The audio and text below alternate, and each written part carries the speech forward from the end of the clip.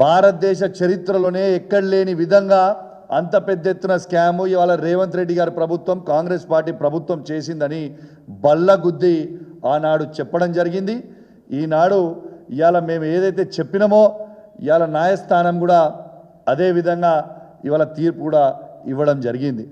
మరియు రేవంత్ రెడ్డి గారు ఇవాళ ఈ గ్రూప్ 1 పోస్టులని 563 పోస్టులని అమ్ముకొని డబ్బులు తీసుకొని ఇవాళ రిజల్ట్ ఇచ్చింది అనేది ఇవాళ క్లియర్గా కూడా కనపడతా ఉంది. ఇవాళ హైకోర్టే ఇవాళ తప్పుడు తడక ఇవాళ తప్పుడు చేసినావు నువ్వు, ఇవాళ ఖచ్చితంగా రీవాల్యుయేషన్ అని చేయండి, లేకుంటే మళ్ళా ఎగ్జామే రీషెడ్యూల్ చేయండి 8 months లోపల అని స్వయంగా ఇవాళ హైకోర్టే చెప్పింది. ఎస్, నేను దీని గురించి 6 నెలల ముందే చెప్పిన, మళ్ళా చెప్తున్నా గట్టిగా చెప్తున్నా వినండి. ఇవాళ రేవంత్ రెడ్డి గారు కాంగ్రెస్ ప్రభుత్వం బరాబర్ గ్రూప్ 1 పోస్టులు అన్నీ కూడా అమ్ముకున్నది. వాళ్ళ దగ్గర డబ్బులు తీసుకున్నారు. రేవంత్ రెడ్డి గారు సీఎంఓ ఆఫీసే ఇలా డబ్బులు తీసుకొని వాళ్ళకి పోస్టులు ఇచ్చిండ్రు.